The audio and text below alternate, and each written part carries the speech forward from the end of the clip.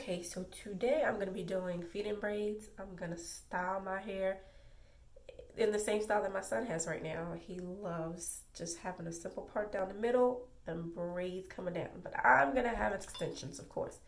All I'm going to be using is my awesome Shine and Jam. That gives me that slick look. I already put it down the center. So I'm going to go ahead and part.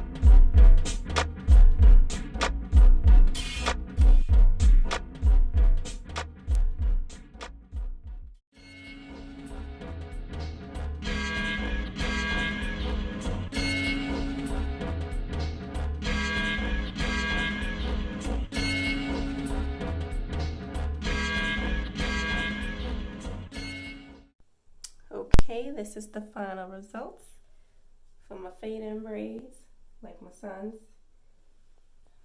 I did them very long. I really like them. Tell me what you think.